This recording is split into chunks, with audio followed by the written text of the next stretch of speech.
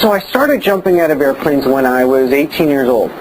It's part of my kind of bolstering my resume to NASA. I wanted to be an astronaut. I wanted to walk on the moon.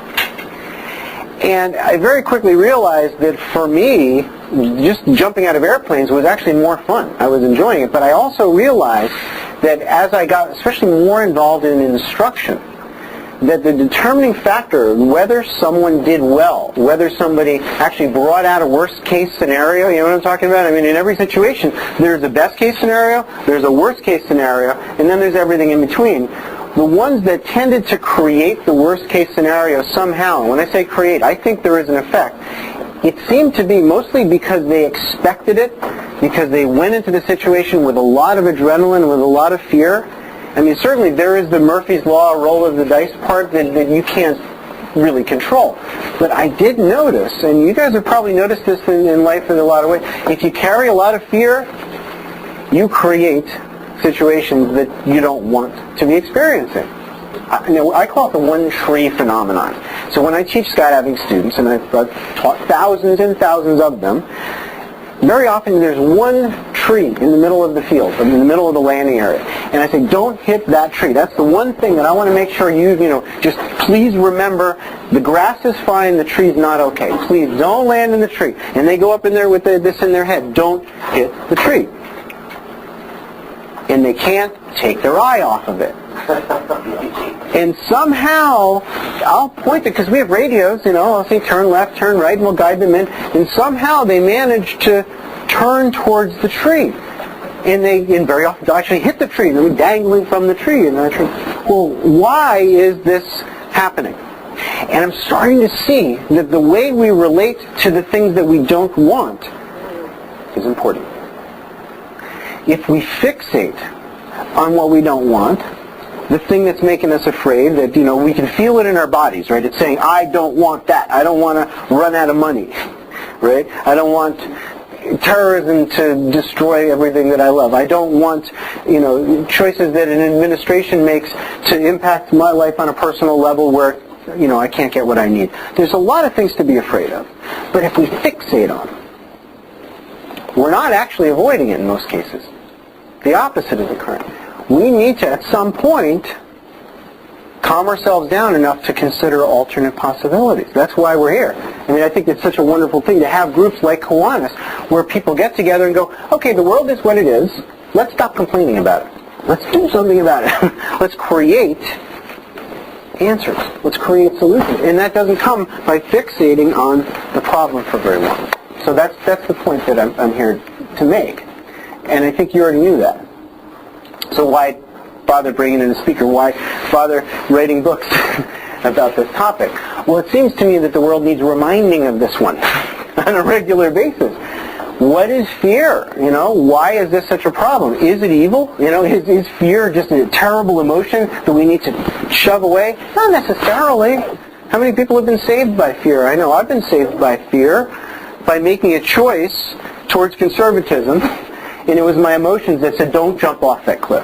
I'm the extreme, I mean, literally, for me, it was, I had a parachute on my back, and I looked at the conditions, and there was something in my gut that was telling me, don't do it, Don't get on that airplane. I had that one. Just felt funny. We call it a gut check. You see here in scuba diving, I fly airplanes as well. I've got all kinds of strange flying contraptions that I enjoy. And the one thing that keeps me alive more than anything else, it's right here. It's my gut that says, in this sort of kind of nonverbal wisdom, something doesn't feel right. You know what I mean? So I think to cultivate that wisdom is important, to recognize that it's there, and to listen to it. That fear as wisdom. But at the same time, it's the dwelling problem, the one tree phenomenon, that we have to make sure that we say, okay, yep, thank you. If I stare at this any longer, I'm really going to get myself into the wrong state of mind, right? Can you imagine if right now, as your guest speaker, I was carrying a massive amount of fear? What would my body look like? What would my voice sound like? How interesting would I be? But the fact that I do this on a regular basis, and I love, talking, I love people, so it makes it very easy for me to do that.